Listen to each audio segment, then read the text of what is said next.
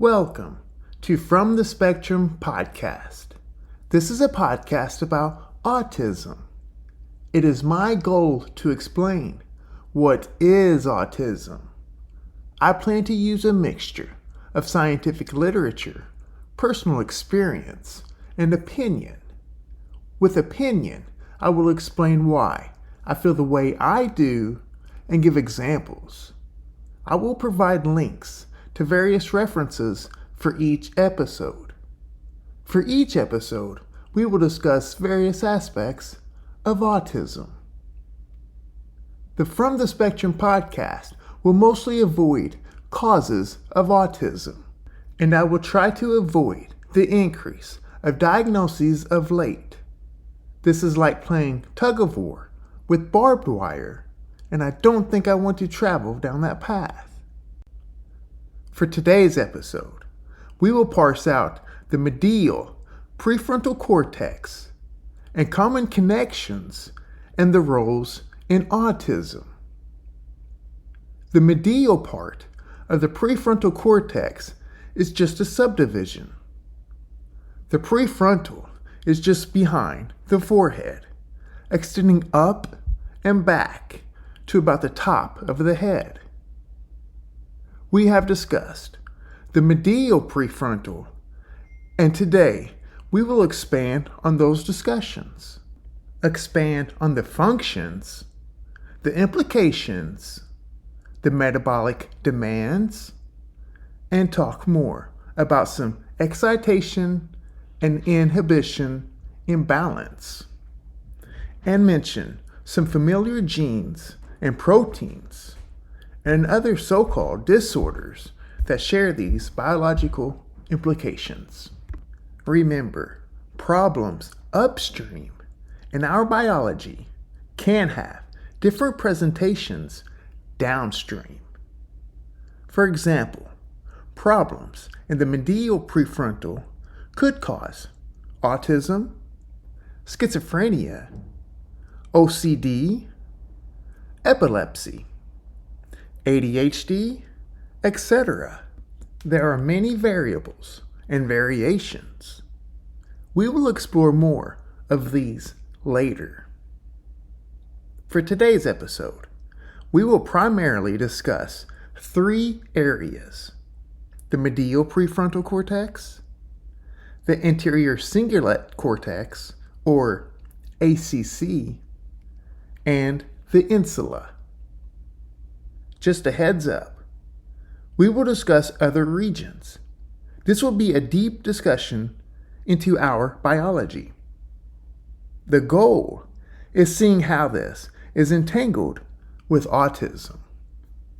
Also, we will cover a couple of scientific papers related to these regions and functions of autism. First, the medial prefrontal cortex. Some basics. The medial prefrontal cortex is 80 to 90% excitatory and 10 to 20% inhibitory. Already, you should see with the excitation-inhibition phenomenon of autism how this is a region of interest. The medial prefrontal cortex has the highest resting metabolic rate. Remember the bank account episode. Some genes or proteins involved include the CNTNAP2, SHANK3, and Neuroligin, remember, which is postsynaptic. Neuroorexin is presynaptic. Neuroligin is postsynaptic. And PTEN, phosphorus and tensin. The first component covered in episode 3, common genetic and proteins associated with autism. A brief recap and sidebar. We have covered all of those areas previously. But to expand on PTEN, PTEN's overall goal is regulating cell division.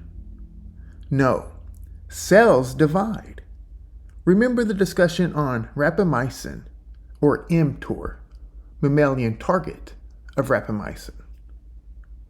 PTEN regulates cells from growing and dividing too quickly or in an uncontrollable rate. So, cell growth. If you thought about tumors or cancer, that was a correct association. PTEN regulates that. How this is related to autism, that role with tumors or cancer is unclear to me. I have not pursued that data. Only PTEN's role of cells related to development, migration, and so forth. A key function of PTEN, the increased and strengthening of a connection. The medial prefrontal cortex to the basal-lateral amygdala. Remember the amygdala from autism and anxiety. The basal-lateral is a hotspot for learned anxiety or fear. It is a subdivision of the amygdala, which, remember, is well known for anxiety, fear, some forms of motivation, and social cognition. A side note, oxytocin. We still plan on having an episode on oxytocin and vasopressin because of the roles in social inputs. Oxytocin has long-range projections to the amygdala, the medial prefrontal cortex, and to the basal ganglia, discussed in the first episode. Our go-no-go area is the basal ganglia, which involves the striatum, where motivation and motor movements converge. These long-range projections were just published by Levery et al. In 2024. Also remember the cortico-striatal thalamic loop, mentioned in episode 1. This is OCD. And these subdivisions discussed today are deep dives into that loop.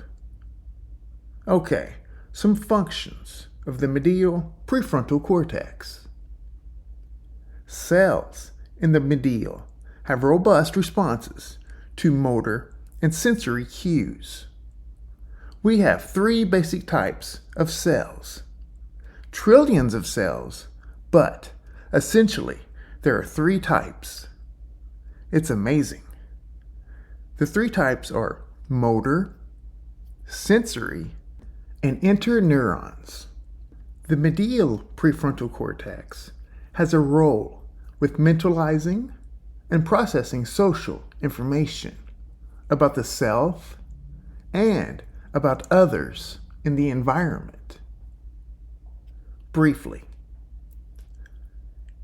conflict monitoring, error detection, executive control, reward-guided learning, decision-making about risk and reward, adaptive responses. So this is a good item to dissect. 1. A connection from a midline thalamus. Remember, the thalamus is the central area for sensory processing. This connection to the medial prefrontal creates saliency enhancing, or stress is enhancing, whereby when we face fears, when we face threats, face those unwanted or challenging stimuli, this connection equals rewarding arousal, rewarding stress.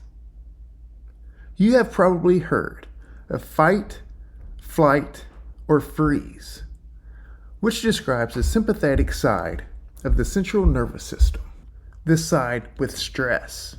This connection promotes more fight and not limited to physical fight, is my interpretation, but more of a tenacity, grit, determination role.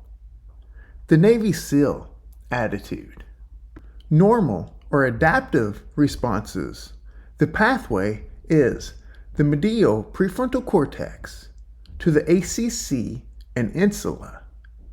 Discussed later. When we have fear, anxiety, panic, and so forth, the medial prefrontal cortex is controlled by the ACC and insula. Remember the need to lead with the prefrontal.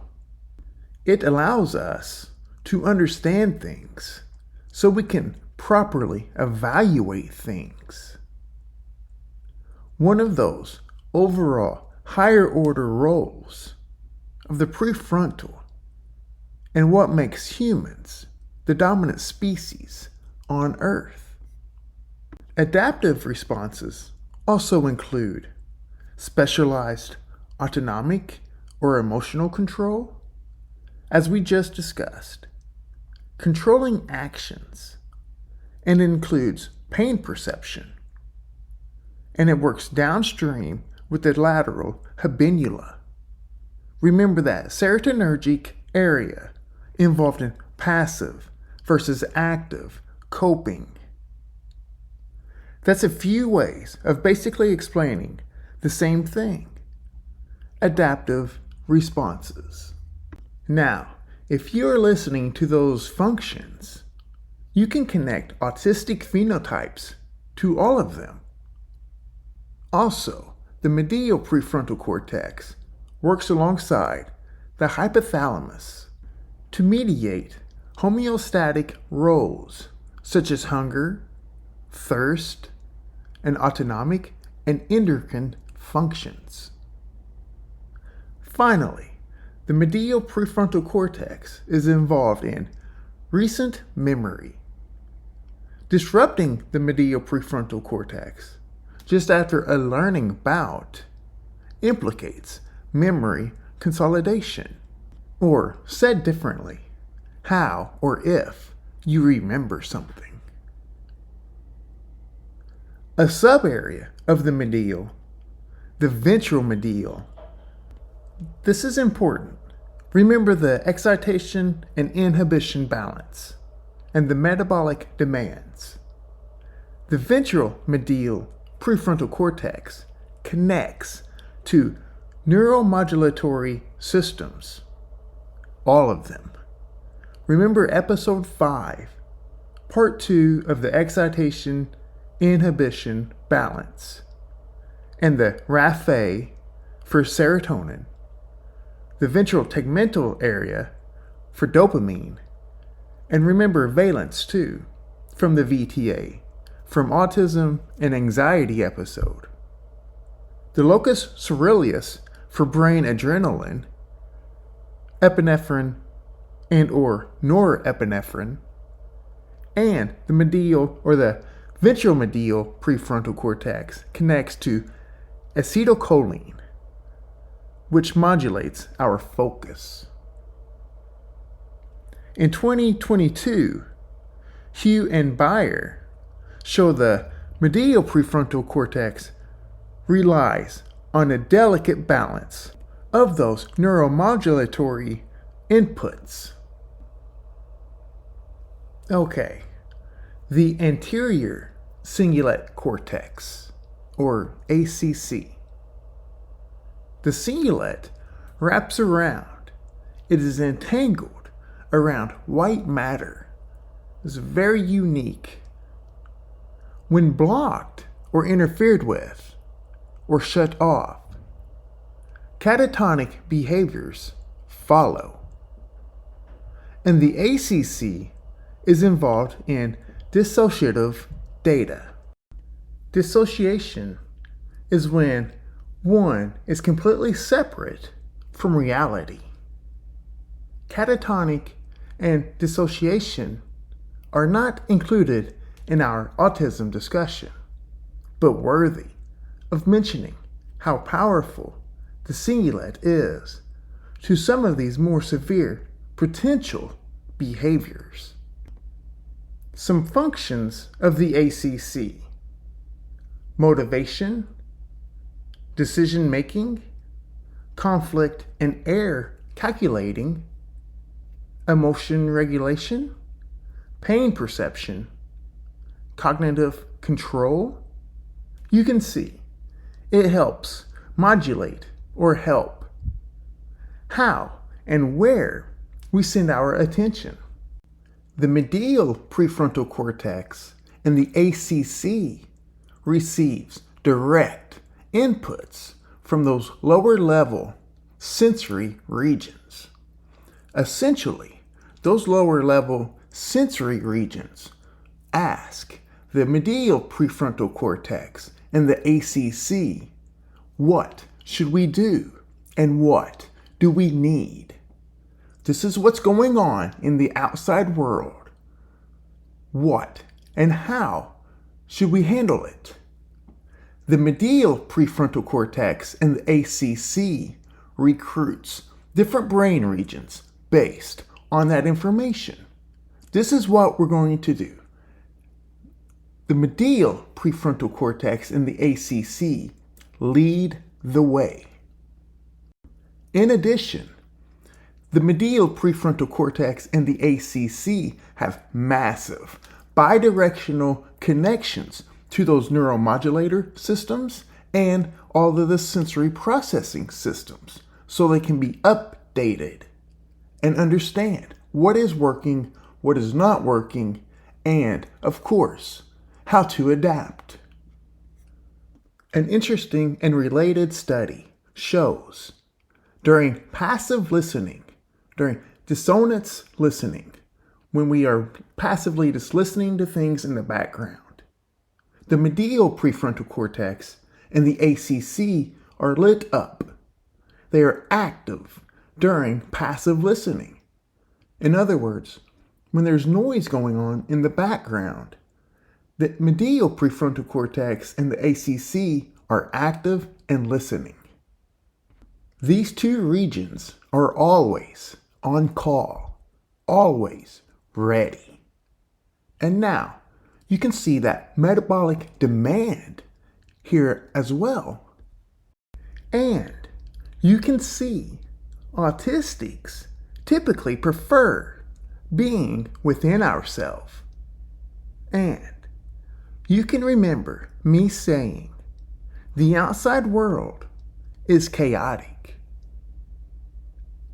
The ACC is hyperactive and hyperconnected with other brain areas under baseline, or said differently, under resting state. And when stimulated, two different scenarios, resting and stimulated. NMDA are involved here.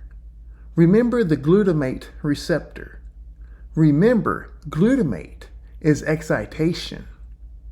This area, data show involvement in autism, developmental delay, intellectual disability, epileptic encephalopathy, cephala.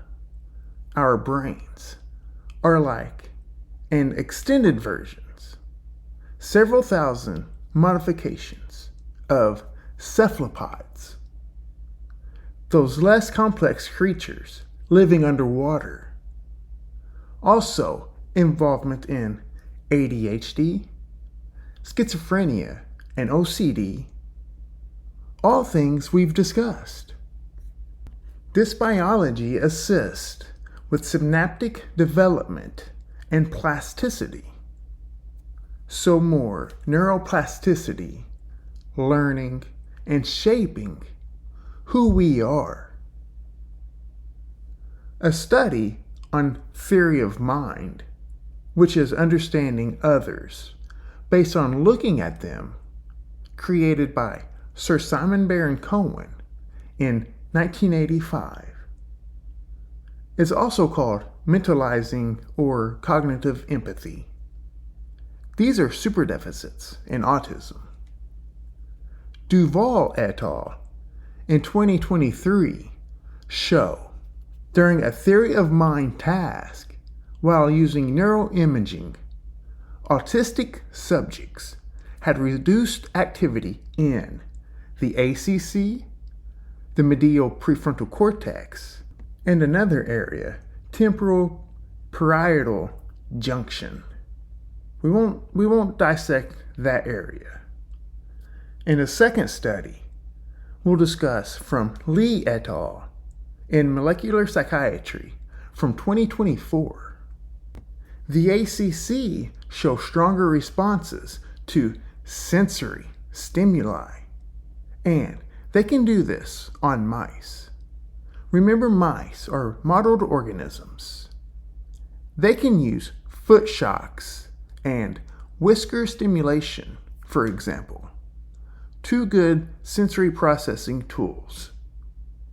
The ACC and thalamus and the BNST, the bed nucleus of the stria terminalis. Remember from the Autism and Anxiety episode. And some areas responsible for memory, the hippocampus and the anterior cortex. These areas were hyperactivated.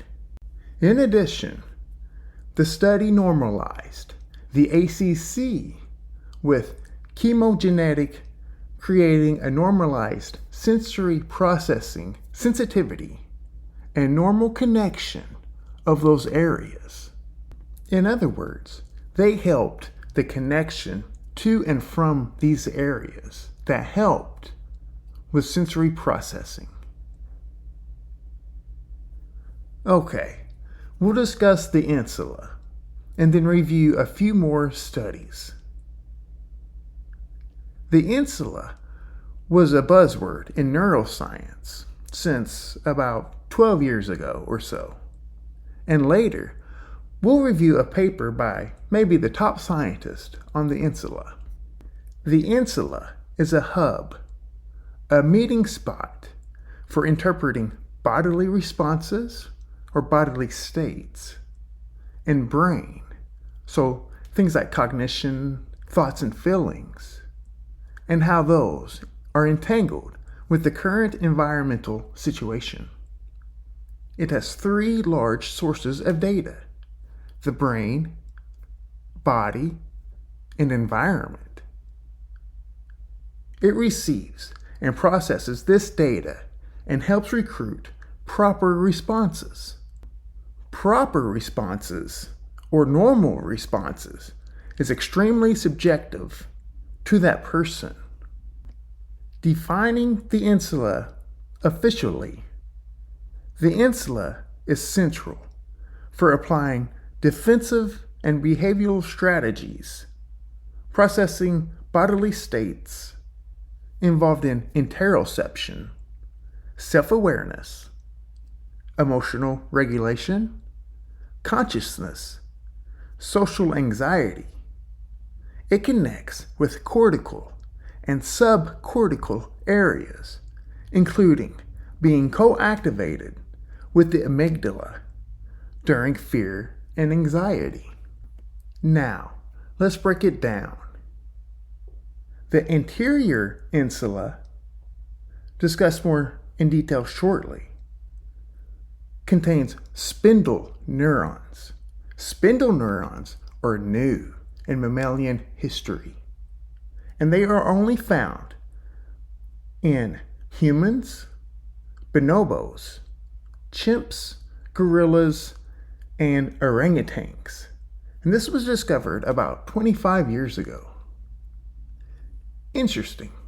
And a side note, with frontal temporal dementia, these areas that we're discussing today and these spindle neurons are a hot topic. They are a region of interest with this type of dementia.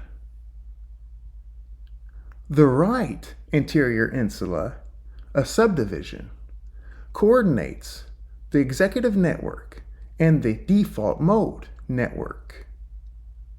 These are opposite networks or functioning, depending on if you have a task or if you have no task. Having a task, you recruit the executive functioning skills led by the prefrontal Remember the rule sets, and the prefrontal being a flexible rule setting and execution machine, turning areas and systems on and off, activating and inactivating areas and systems across the entire body. What is needed for that task demand? It's a conductor, or orchestrator, or director, whatever you want to call it. Typically, when nothing is abnormal, typically the executive network and the default mode network do not operate simultaneously. They are anti-correlated. During anxiety or fear, the circuitry can reverse. If someone has maladaptive responses, or that passive coping, or they stay afraid, panicked, so on, the Insula, alongside with the ACC, leads the entire prefrontal cortex, including the medial. Then we lose that so-called executive functioning. Remember, this is crucial reason why humans are the dominant species when we lead with the prefrontal cortex. Okay, let's review some data. Let's go in with a recent one from Neuron, published in 2024 by Fan et al. To start, the dorsal medial area of the prefrontal has a role with mentalizing and representing social information about the self and about others. Fan et al. Found the dorsal medial prefrontal cortex and the ACC gyrus show neural representations for gaze fixations directed toward the eyes and face of conspecific partner during context-specific mutual eye contact. Okay, so that was a lot, but this has some obvious interest with autism and the eye gaze and the eye contact. The study shows that these areas are involved here. And last week, a cool paper came out about eye gaze as an infant, improving specificity and sensitivity on later autism assessments. We plan to discuss eye gaze in a future episode. In Fan et al., the question asked is, do these areas contribute to our social attention? Combined with the orbital frontal cortex. Remember, nothing singular is the cause or responsible for any one thing. These areas, the orbital frontal cortex, the medial prefrontal cortex, and the ACC, have bi-directional connections to the amygdala, a region sharing interest with social cognition. Remember the autism and anxiety episode. Social gaze might be, or could be, critical for observational learning and social decision making. Two huge components with autism. In socialness, gaze timing, adapting with increases or decreases of eye gaze depending on the social context are important. Remember, because social norms and humans say so. This guides social interaction and social learning. And we can think about this as a young child all the way through adulthood and the implications with autism. Okay, the next two studies come from 2009. Interestingly, these are old relative to autism research, but both feature Luciana Uden, one of the foremost researchers and neuroscientists on the Insula. One is a review and one is a meta-analysis. The meta-analysis show hyperactivation in the ACC in social task and non-social task. Important with autism research and important for exploring specific regions of the brain. The social task show a hypoactivation in the perigenual ACC, whereas non-social task is highlighted in the dorsal ACC. Confirming the roles the ACC have in both social task and non-social task. Additionally, the right anterior insula, hypoactive during social task.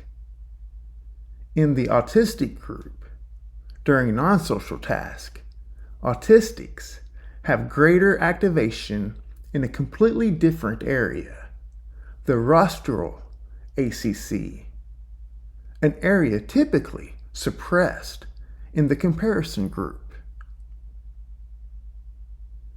In the review study, there is a suspicion that hypoactive or disconnected region of the insula is a result of projections to and from sensory and limbic areas, thus causing errors in attentional resources and subsequent guiding of adaptive responses in socialness. Sounds familiar. Sounds like autism. Okay, last one. Published in Communications Biology in April of 2024. Sang et al. Studying 6-week-old infants with a high risk of autism, a family history of autism. If we step back for a moment, infants, a primary visual input for them are faces, and specifically, smiling and happy faces. Everyone wants to see the baby smile and or laugh. This study is brilliant, whereby they used 6-week-old infants and studied attentional biases and sensorimotor processing. The high likelihood group, as the study defined, have higher connectivity with sensorimotor regions, whereas typical likelihood have a stronger connectivity to prefrontal regions. And if you think about that critical age that we've discussed, if autism manifests in this critical age where we learn the outside world is chaotic from all of that sensory overload, that age where there is a lot of sensory going on and neuroplasticity going on, is it learned that the outside world is chaotic, and then we learn to withdraw. We learn to avoid. In addition, the higher connected sensorimotor group, the high likelihood group, had lower connections to the prefrontal areas. And this ought to suggest that the prefrontal cortex is not recruited as much or as needed compared to the typicals. As we wrap up today, we covered a lot of biology and a lot of different studies. However, mostly they are all directed towards certain areas of the body or the brain and certain behaviors. I think we funneled this down into a few certain behaviors and causes of autism. I hope you can see that people with autism have these biological implications, and this can help explain our why. This can help you understand autism. If you are listening and enjoy the episode and enjoy the podcast, please feel free to leave a review or rating. In podcasting, reviews, ratings, and downloads are huge. And I very much appreciate your feedback. You can contact me, if you wish, at info.fromthespectrum@gmail.com. And thank you for listening to From the Spectrum Podcast.